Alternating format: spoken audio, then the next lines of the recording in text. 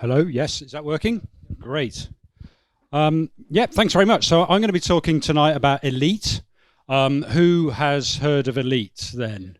Oh, yes. So I normally start this talk with a quick breakdown of, like who's a gamer, who's a coder, who knows what assembly language is. But I think looking around, I'm probably amongst my kin, so we're all right here. But I'm going to try and keep it simple, just because that always makes it a bit easier to understand these old techniques that I'm bringing in from the 80s. So let me start with a quick run through of what Elite is, just in case you've been living under a rock. It's a 3D space trading sim. It was written by David Braben and Ian Bell while they were undergraduates at Cambridge University, and released in 1984 by Acornsoft. And it went on to be converted for loads of home computers. It came in a beautiful big box. I don't know if any of you got the BBC version. Beautiful thing with a really thick manual, about 60 odd pages, beautifully written. It came with a novella all about a guy called Alex Rider who's going out and becoming famous in the stars. Honestly, it was, listen, this is the thing, right? I was 14 when this game came out, and back then in 1984 we were still going to go to space and we were going to be on Mars and stuff like that, right? The space shuttle hadn't crashed. And I really believed this. I loved this game. In fact, I lived this game. And that's one of the reasons why I have gone back to it all these years later. I'm still in love with the game. I still have the muscle memory. S, X, A, what are they? I kind of don't know what the actual keys are, but I know this shape, S, X, and A, and then left, less than, and greater than, space, and question mark. And I will take on anybody who would like to take me on at Elite, because I still love this game, even though it is, obviously, look, this is quite an old game now, 40 years ago, and it's still got magic, and that's a lot of what I'm going to be talking about today. It has spawned some sequels, which are not as good, to be honest. There's Elite 2 Frontier, which had proper Newtonian physics and was therefore impossible to play as far as I'm concerned. But a lot of people like it. Frontier First Encounters as well. And Elite Dangerous, which went back to the original flight model, and which is a great game, although it's a little bit old now. I play it in VR, and frankly, that's better than having hotels on Mars. That is the game that I dreamed of when I was a 14-year-old playing this game endlessly in the school holidays. So the future is now, or 10 years ago actually, because it came out in 2014. So Elite effectively defined the space sim genre. There weren't really any open world space games before that. There are arguments around this, and I'm not going into it really, but it is arguably the first truly open-ended open world game. And it's certainly one of the most influential games in history in that area. And I hope to touch on some of the reasons why. But what I'm going to do is start with a gameplay video. It's not very long, so look away now if you've done this before. And this was a first taker, this video, with me playing it. So yes, I've still got the magic. So let's have a look. This is the iconic opening screen, Load Commander YN. You can buy this on t-shirts these days. It's very cool. So the ship you see coming towards you is a Cobra Mark III. This is the ship that you fly in the game. Beautifully rendered in wireframe graphics, and this is a Crate Mark I, I think it is.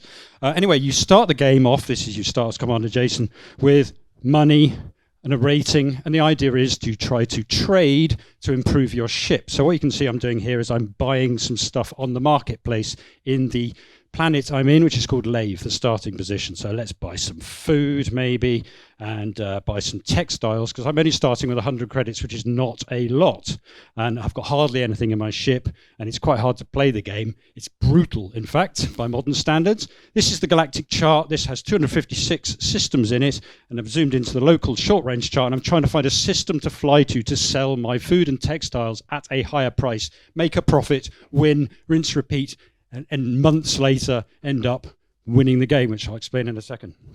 So I'm looking at all of these. Each of these systems has a large amount of data with it. I will go through this in more detail later on. We're trying to pick a decent system to fly to. So I've just launched from the space station. That's a Coriolis space station there. There are two types of space station in this game.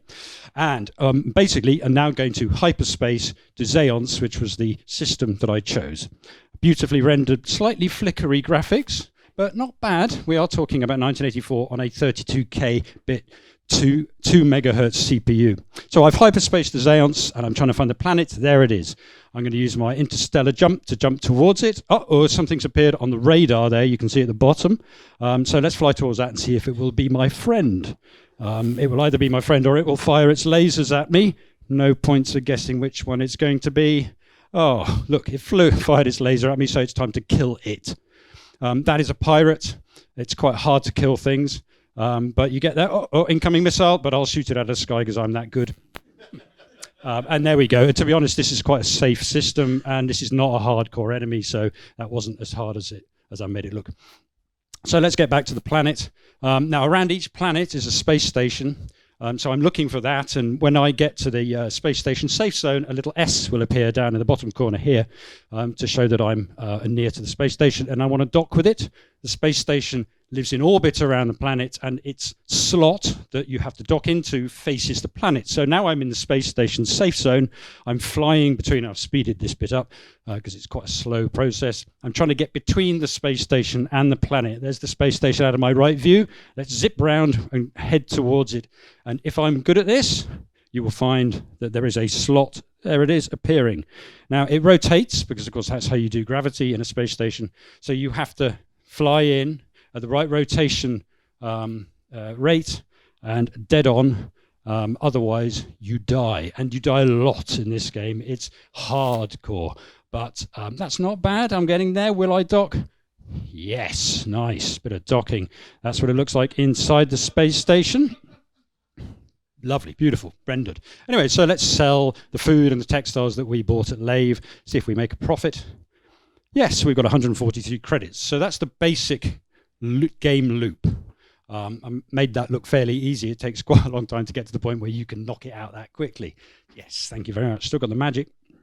And the idea behind the game, or if there is an idea behind the game, because it is open world, is to bump up your rating here all the way to elite. And you do that by killing things. And you kill things by pimping up your ship. You can see I've only got one laser. There's a lot of space under here to fill with all sorts of goodies. And you do that by getting money, going to the right systems and buying the hardware. So that's the game. And back in the 80s, I did what you've just seen for months on end. And I wasn't alone. This is, this was before computers were addictive, right? And parents didn't realize. They thought you were doing, schoolwork, BBC Micro, right? Ha ha, nice. And I just found it an amazing place to live. I lived in this world. This was not just some game, right? I was absolutely living there. Really helped by the blurb in the Elite box. This was a real world. But the BBC Micro is a 32K, 2 megahertz home computer. How do you create a real world from what we would now regard as, ridiculously underpowered hardware? I mean, it was not bad back then, but it was still only a home computer, so not amazing. Obviously, the technical answer to this is 6502 assembly code, because that's what the game is written in. But it goes a bit deeper than that. I mean, I sense that this audience is very aware of things like how CPUs work and how assembly language works. So none of this will be news to you. But I'm going to show you a quote that I think sums up exactly why, well, it sums up why assembly language and why machine code are so important, and gives you a little inkling as to how this game can come about. This is a quote from Voja Antidic, who was a Serbian computer pioneer. He made knockoff Spectrums behind the Iron Curtain in the 80s, so he's a rock star. And he says, a programmer who has never coded ones and zeros in machine language is like a child who has never run barefoot in the grass. And that's what this is all about. So we're going to do a bit of running through the grass barefoot tonight. A little point on the 6502. This game is purely written in assembler. And I'll show you some of that in the next slide. Now, the 6502 has no microcode in it. So when you are writing instructions, you are literally writing the voltages on the legs in the chip, and they go in and they make the magic happen. There's no layer between you and the silicon. Of course, modern computers, there's quite a lot of that going on. There's game engines and frameworks and compilers and interpreters and OSs and bytecodes and APIs and all sorts of stuff. It's quite hard to feel in touch with the hardware when you're a coder. I do it for a living. I don't think about the hardware. I don't even know what the hardware is most of the time, or even which country it's in. But when you're writing for a BBC Micro in 6502 code, you do. So when you write, and there's a little example at the bottom, when you write an LDA #7 instruction in 6502 machine code, which everybody knows is hex A9 and 7, it's literally the same thing. Yeah, absolutely. I do nod there. Yes. Most people look a bit glazed over by this point, so this is going well. And in binary, you'll also know that's 1010. 1001 and 00000111. And of course, these go into the CPU as voltages on the legs on the chip. If you stick a multimeter in there, you can read it. These are electrons. So you are literally explaining how the electrons get fed into the magic machine that does this thing. And it creates a convincing universe that someone like me can live in for months on end.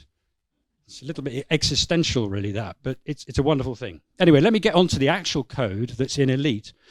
The great thing about Elite, I mean, we've talked about maybe reverse engineering might be being a bit kind, because Ian Bell, one of the co-authors, released the source code for Elite back in the early 2000s.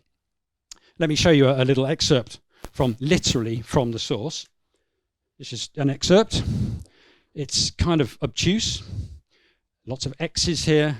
No spaces, and of course that's because the source code had to fit into a BBC Micro. It was built on a BBC Micro. It uses almost every byte within the machine, and I'll show you exactly how much is free in a minute. So they had to take the spaces out of the source code, squish it all up. These strange XX16 are their label names that come from the Acorn atom. David Braben wrote his code, the 3D space code, which I'm going to be talking about mainly today. He wrote that on an Acorn atom, which was the predecessor to the BBC Micro, so even more primitive. And that's a restriction on the names you can give variables in BASIC. So XX16 is about as descriptive as it gets. It's actually one of the vectors in there. And believe it or not, there's comments in this, which is quite rare for the source. And transpomat, what does that mean? Well, it actually means transpose matrix. And my lockdown project that was mentioned before, I took this and documented it so that I could understand it. I wanted to know how Elite worked, because to be honest, you can't really look at that and see what's going on. So I took it apart. Cleverer people than me had put together modern buildable versions of the source code, and that's a perfect thing for a hacker, because obviously you can muck around with stuff and see what happens. And there are some amazing emulators for the BBC Micro that you can use to analyze the game as it's playing. So anyway, the sort of more modern version looks a bit more like this. Lots of comments, and there's the kind of same code. And it goes on for pages and pages and pages. But anyway, people seem to like it, so that's good. So we have a working source code, and we have a knowledge of how the game works. So in this talk, I'm going to focus on 3 areas of Elite that are interesting. Now, there are millions of areas of Elite that are interesting. So I've just picked 3 that I think are particularly Elite-ish. But in the questions afterwards, feel free to ask me about anything else, and I'll see if I can remember, because this is a deep game. It does a lot of things very cleverly. These guys were, they were undergraduates at Cambridge, and it kind of shows in the code, really very impressive stuff. So I'm going to talk about the procedural universe generation. That hadn't really been done much before, but you saw a star map. There are 2,000 systems in Elite that come out of a 23K of code space we have in the 32K micros. Not a lot. So I'll show you how that works. Also, 3D geometry. These days, graphics engines, no problem. It's all too easy. But when you've only got 8 bytes and integers, 8 bits, no multiplication or subtraction or division instructions, how do you do 3D geometry using super primitive stuff? So I'll run through how they did that. And finally, the split screen mode in Elite. There's some racing the beam. You've either heard of racing the beam or you haven't. And if you have, you know what's going on. And if not, I will explain how they did it. So first part is the procedural universe generation. Okay, so the problem we have with Elite, or the authors had with Elite, is lack of space. This is a small computer with not a lot of RAM. And because it's an old computer, it shares that RAM with the operating system and the screen memory. There ain't no graphics cards or anything like that in a BBC Micro. There's the RAM, and that's it. So the screen memory is RAM, the operating system takes up a chunk of memory, and it leaves you with, you know, some memory, but not an incredible amount. So here's a breakdown of the actual game code. So we are left with basically 23K of space once we've taken a chunk out for screen memory and the operating system workspaces. And this is how the game code breaks down. The actual code is about 18K. That's the whole thing. This is the cassette version, which doesn't load again from disk. The disk version, which was for rich people, and I only got to do that later on, and has a few more features, but that could swap in the game binary when you docked or when you launched. It would load a new game binary and therefore, you know, could have more features. But this is the cassette version, had to sit in memory in one go because it took 5.5 minutes to load, and you weren't going to do that every time you docked and launched. So this is a breakdown of that. So we've got various chunks of data here. The rest of it is you've got the ship blueprints. There's 11 different designs in that chunk. And then various workspaces. You've got tokenized text, which is 1K of text. There's quite a lot of text in the game. There's another ship blueprint and a 0-page workspace, which is an important aspect of the 6502, a kind of faster, slicker part of memory. And the total comes to 23,793 bytes. And there are 66 free bytes in the entire machine once Elite has loaded, which is pretty impressive. And to be honest, one of those is the fact that the game text has 1 byte left at the end of its workspace. So I'm not sure you can really do a lot with that. There's one free variable in 0-page, and yeah, almost nothing. So they really did squeeze it in, and you can see in the code there's an awful lot of optimization, and you know, everything's ending in a tail call at the end of a thing. You never see any RTSs, and it's really beautifully done, and works. It's not buggy. It's you can see that they spent a lot of time on it, and it shows. Anyway, so obviously there's not room for thousands of system descriptions. Let me show you what's in the game, because you saw it very briefly in that thing. So this is galactic. There are 8 galaxies, and this is galactic chart 1. So each of these has 256 systems in it. So that's 2,000 systems in all. So each blob is something we can travel to with our ship. We're down here at the starting point, and that circle is how much fuel we have, which is 7 light years maximum. So it's a big game, and this is obviously part of the reason why people like me would play it for months, because we felt we were exploring a universe. I mean, it is kind of smoke and mirrors, but it was very convincing. Each of those systems, you can zoom in. Each of them has a name and a location. So this is zooming in on that circle. And if you hover over, move the pointer over a system, you get a description of that system. Now, this stuff is all generated procedurally. That's how it's done. Obviously, this isn't stored in a big data table because there simply isn't room. So, and a lot of this is really relevant to the game. It's not just, it's not just fluff. The economy and the government determine the types of prices you're going to get in the market, and the government as well is how dangerous it's going to be, how many pirates there are. So you've got anarchies that are obviously pretty dangerous, and corporate states that are very safe. The tech level determines what you can buy there in terms of upgrading your ship. The population's nonsense, but it's a bit of fun.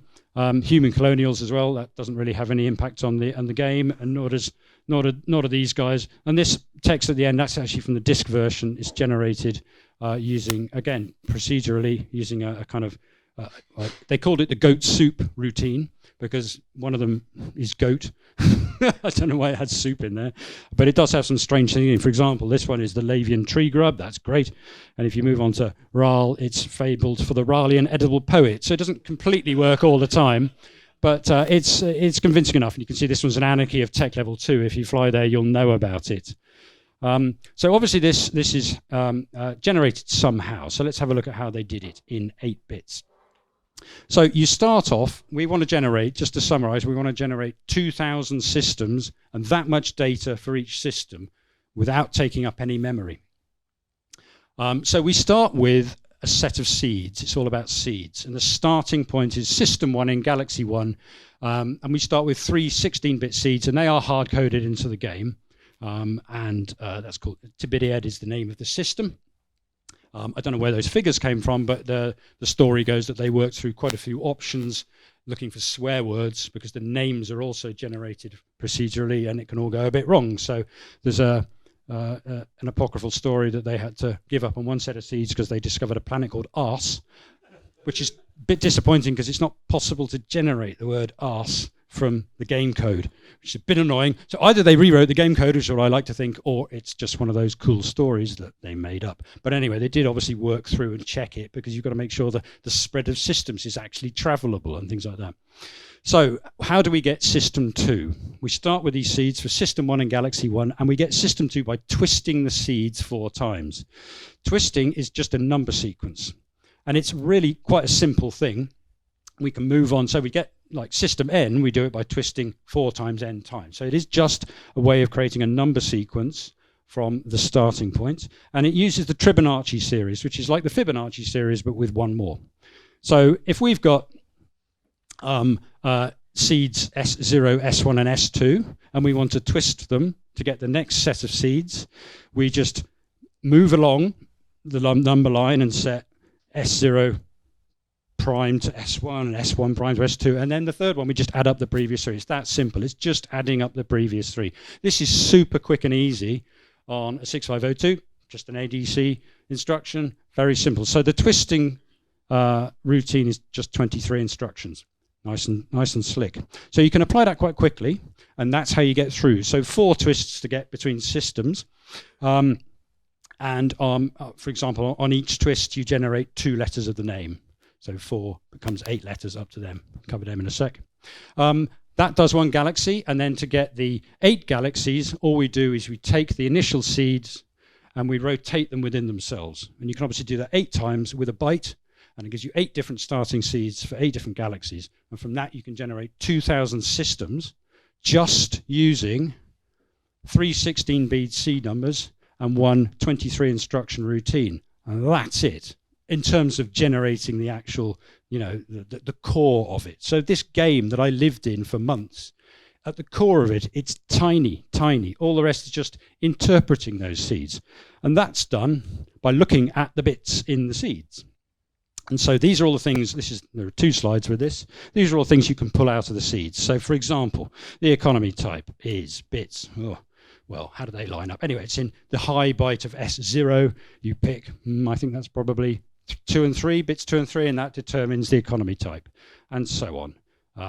Then you can then look that up in a table of economy types and translate it into things like, corporate state or whatever it is. But essentially, you're just looking up the bits, and here are the rest of them. So the galactic X and Y coordinates, which is where they appear on that galactic map, you just pull them out of S1 high and S0 high. Job done. The name, again, you've got name length here. Built into the game, part of the text tokenization system is a set of diagrams, which are 2-letter diagrams. And they've been designed to be able to be put together with each other and work and make a pronounceable name. So if you T-B-D-Ed, they're all very easy. You can muck around with them, and they're kind of sayable. I mean, some of them don't work terribly well, but this is, it's good enough. And that one you get here, you get the name length in 1 bit, so it's either 3 or 4 pairs, and then the name token is taken from these guys, and because we do 4 twists, you just grab that token number each time, look it up in the table, and one of those diagrams only has 1 letter, so you can end up with odd numbers of letters. So that's the procedural generation aspect of Elite, and that's how you generate a galaxy of 2,000 systems on a 32-game micro. Let's move on to the next aspect that's worth talking about, is 3D geometry in 8 bits. So this is a page from Ian Bell's original notes while writing Elite. This shows the trigonometric calculations to roll and pitch your ship in space. Okay, so you either know what matrices are like or you don't, but it's not that sophisticated. It is just cosine, sine, stuff like that. It's not using anything you didn't learn at GCSE or O level if you were that old. It's this thing at the bottom here is the transformation of a point in space. If that point in space is over there and I roll and pitch my ship, how does that move? That's the calculation.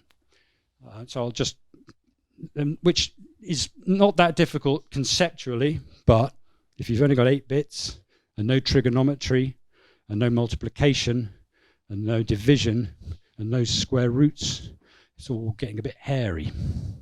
So they obviously wrote their own maths routines. They wrote multi-byte sign magnitude addition and subtraction. They used sign magnitude numbers. Now this is strange because the 6502 has a built-in polarity, but it's not. It's 2's complement. It's not sign magnitude. But they chose to use bit 7 as a sign and then have the number as a signless positive number.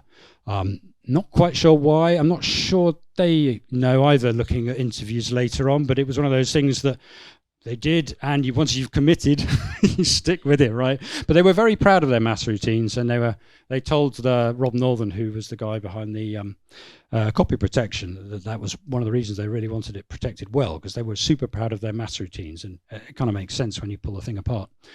So they built their own multi-byte addition and subtraction routines, and shift and add algorithm for multiplication, shift and subtract for division. For square roots, they use the shifting nth root algorithm. I'm sure you're all familiar with these. I have to say I have to look these up on Wikipedia every time.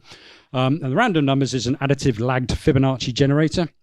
These are all very simple to do in 6502 code. They just really require adding, subtracting, that sort of thing. No lookup tables are used. The whole thing's algorithmic. There is one lookup table in the game, and that's for the planets. The planet circles, they use a sign lookup, but the ship rotation and moving is all done algorithmically, the whole thing. They did add in some log table lookups in later versions where they had a bit more memory, but the original cassette version, it calculates it all the way, which is quite impressive, really. So how do you represent a whole universe given this? Well, they've got a local bubble, the concept of a local bubble around the ship. And you can have 12 ship slots, which include the planet, the sun, and the station, and all the other ships and asteroids and things that turn up. And each ship has its own ship data block, which is where they store the coordinate in space. You've got roll and pitch counters, so you can set a counter on a ship so that it rolls round every by a certain amount every iteration around the main loop. Things like speed, acceleration, energy level. Each ship out there in the universe has all of these in its ship data block. That makes complete sense. You then also have a set of read-only ship blueprints that define the ship's characteristics. So the characteristics are the 3D wireframe. Things like the bounty, if you kill it, its targetable area, so how easy is it to hit with your lasers, maximum speed, laser power, all these sorts of things. And those are read-only and dependent on the type of ship. And on top of that, each ship has its own ship line heap. Now, this is old school graphics, right? The time taken to clear the screen is ages. If you've got to poke zeros into screen memory in a slow computer, you're going to be really seeing things draw. So Elite doesn't do that. Instead, it uses exclusive OR plotting. So what it does is it calculates the screen, the ship on screen, projects it on screen and draws it and stores those coordinates in the ship line heap. And then when it comes to redraw it in the next frame, it goes to the ship line heap and draws it again using exclusive OR logic. So if there's a pixel that's white on screen and you write to it with exclusive OR, it goes to black. So it does create some interesting effects where things cross over, but to be honest, you can't really notice it too much. But it means that every ship appears, disappears, and then is redrawn like this, which is why you saw the flickering at the start. Now, interestingly, in a later version for the BBC Master, they tweaked this algorithm, only subtly, so that instead of drawing all the lines and then drawing all the lines again and then drawing all the lines, and they would do it one line at a time. So you draw a line and then you draw that line again and draw the next line. So doing it swapping one line out every time. That really improved the flickering, or reduced the flicker considerably. So those are known as flicker-free versions. And that's one of the algorithms that I backported to all of the versions. And it works. It's only an extra 8 bytes or so in the end to change that. Makes a big difference. So I bet they were a bit like, when the penny dropped they could do that was probably a good day, but I think they probably wish they'd done it in the big selling versions rather than the later one that wasn't quite so groundbreaking. Also, each ship has its own set of orientation vectors in space, right? It's also a rotation matrix, so that's a more familiar term possibly. But basically, that's a set of orthogonal unit vectors that define how this ship is oriented in space.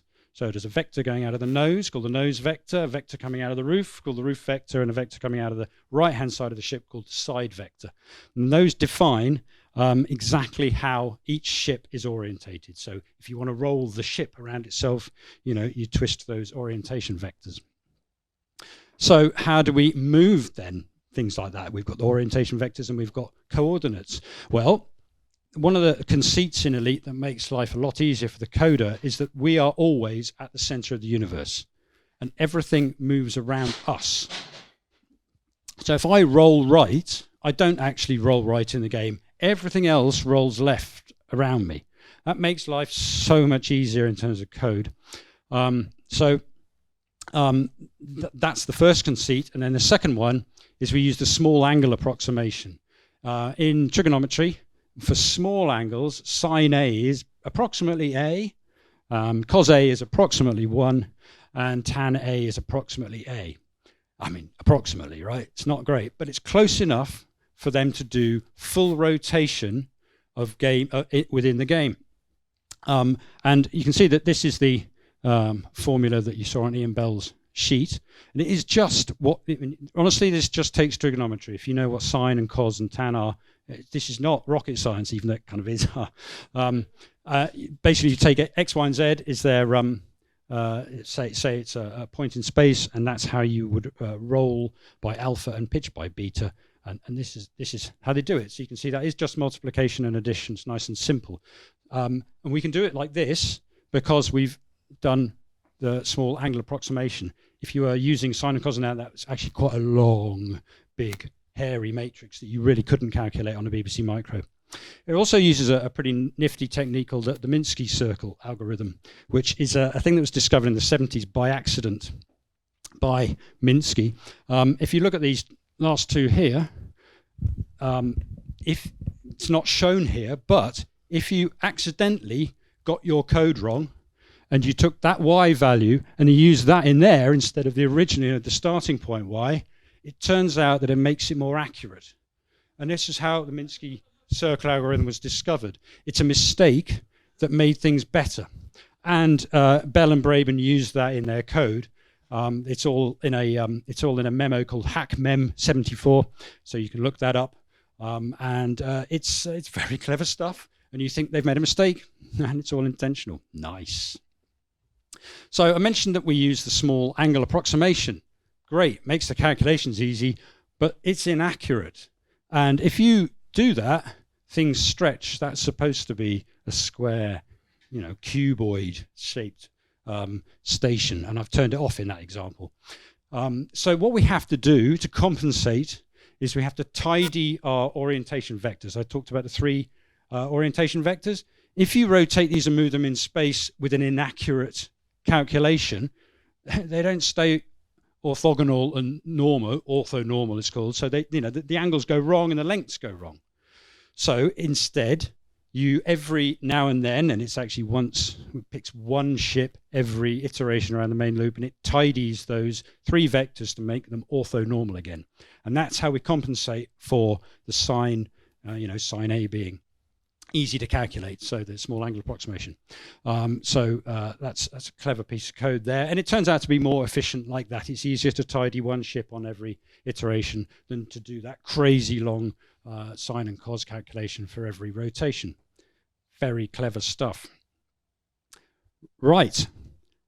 Final thing I'm going to look at in detail is the split screen mode. Now this is a really BBC Micro specific bit of nerdery coming up, but this blew people's minds back in the day. This is really quite cool stuff. So this is a split screen. This is the game. We're sort of missing reds actually on this, but there are some reds in the bottom bit there.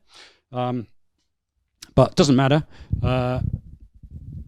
This is the top part of the screen, and this is a monochrome high resolution screen. And down here, This is a 4-color, although green. Yeah, no, green and red are missing, so I'm not sure what's going on there. But oh, it's gone purple up there. Anyway, weird. So this is 4-color, but the pixels are twice as wide. So how did they do this? Because obviously the BBC Micro came with a bunch of screen modes that were pre-programmed where it's the same over the whole screen. Obviously, that's what you kind of expect from a screen mode.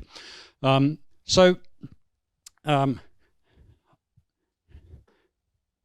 are 2 aspects to creating a split screen mode.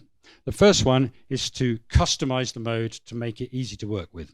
The second is to make the mode change at the right point. So the custom screen size, this is a neat bit of implementation. They redefined the screen mode based on mode 4 from the BBC Micro. The BBC Micro had a 6845 CRTC, cathode ray tube controller chip, which is the chip that talks to the TV or the monitor. It defines what appears on the screen and how it's drawn. So they reprogrammed the 6845 because it's programmable, has a bunch of registers. So it took the standard mode 4 and squished it so that it's square. If I go back to this, it's basically a square. It's supposed to be anyway. It's a bit stretched, but it's kind of a square. Pretty close anyway. It's not as wide as a normal BBC Micro screen anyway. So they squished it so that it's 256 pixels across. Now that fits into 1 byte. And that means that you can do screen clipping really quickly. If you calculate your screen coordinates in a multi-byte value, which is what they're doing, so you project onto the screen by dividing by Z, because that's the system it uses, then all you need to do to know if something's on screen or not is look to see whether the second byte is 0 or not. If it is, it's on screen. Great, good job. And you can put it on screen. So that's a clever little neat trick. They also made the screen mode 1 row less so they could fit some code in there. So at the bottom of the screen, there is another ship blueprint beneath the bottom of the game. So it's in screen memory. They just reprogrammed the 6845 to stop showing before that point. So that's quite neat as well.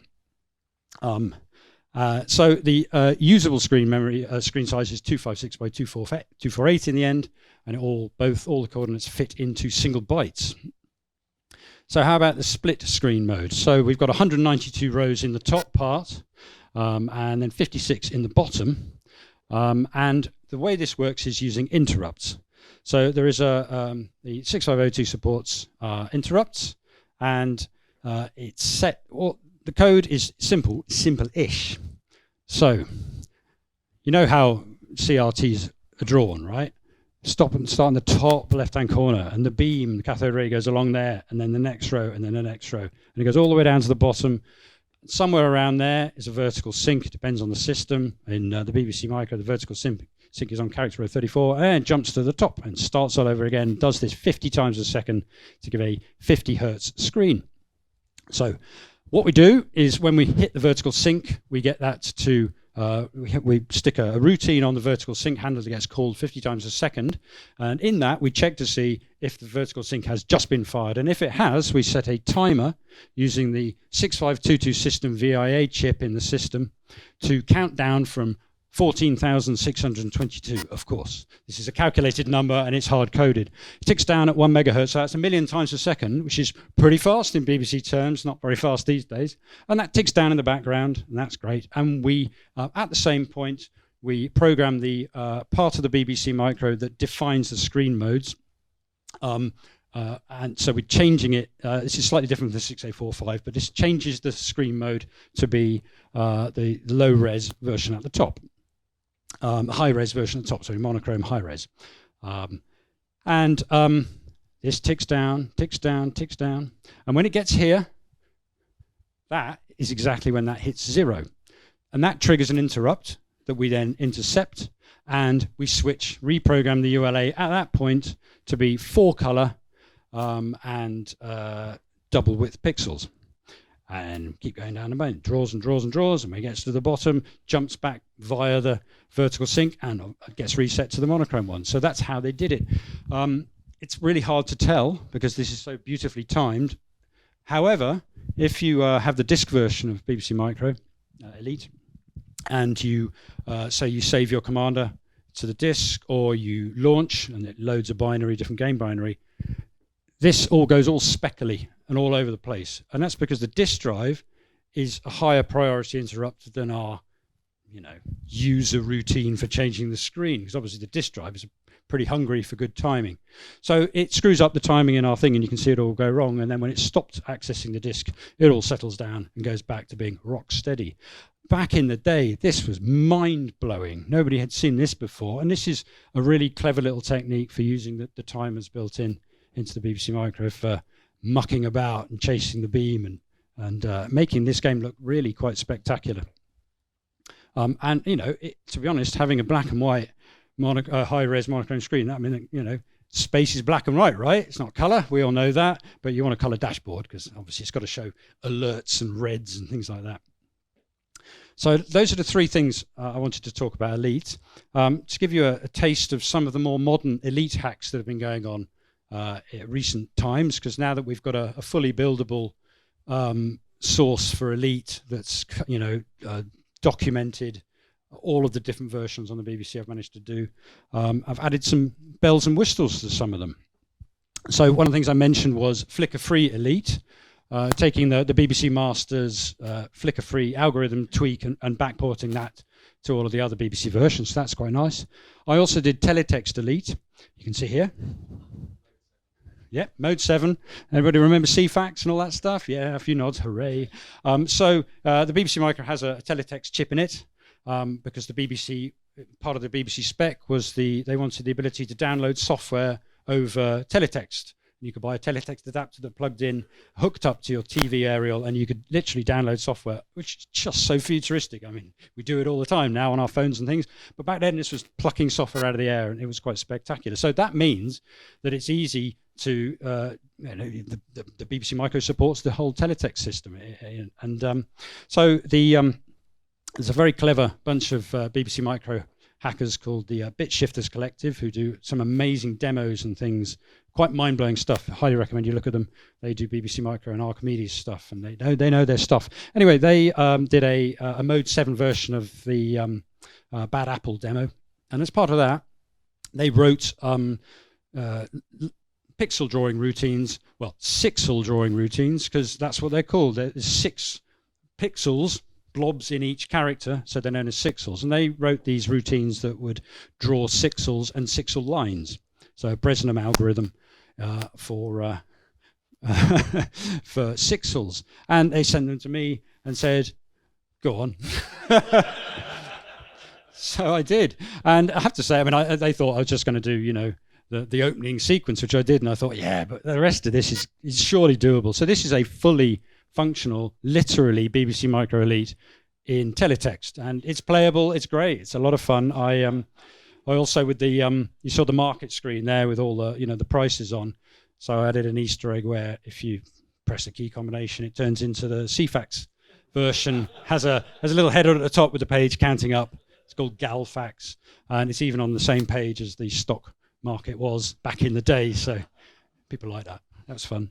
There's also one of the things that us BBC Micro players were pretty sick about was the Commodore 64 was a pretty good version and had cool music, particularly the docking music, playing the Blue Danube when you switch on your docking computer, proper 2001 experience there. And again, the bit shifters thought, yeah, well, we've got to do something about that. And so they sampled the output from the SID chip on the C64 and converted it into a sideways ROM image for the BBC Micro and sent it to me. I said, go on then.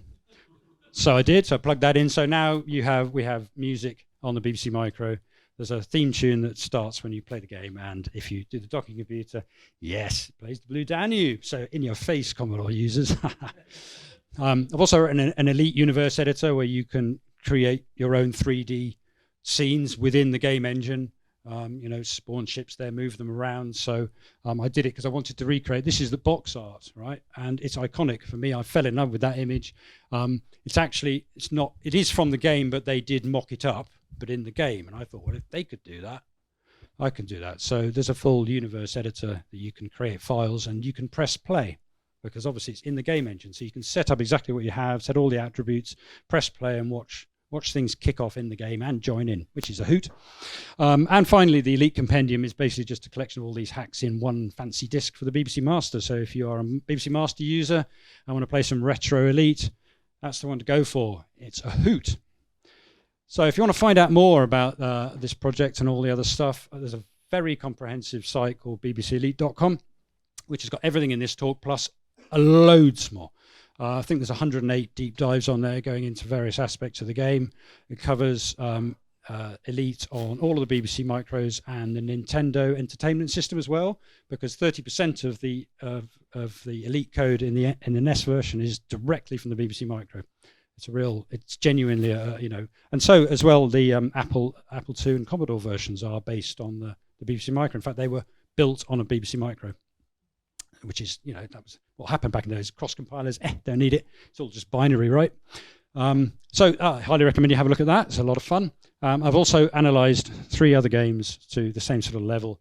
Aviator and Revs are by Jeff Crammond, who basically invented the modern racing sim. Revs is regarded as the original proper physics, the very first proper physics racing sim. So if you're into racing stuff, that's where it all started, and I've pulled that apart. And finally, Lander, which was what David Braben did next, and which is the first ever game for the ARM architecture, for the ARM 1. I think the only game ever written for the ARM 1. So no multiplication instructions in that. It's all hand-rolled, using a rather familiar approach if you've looked at Elite. So that's the end of the talk. And if you have any questions, I'd be very glad to answer them.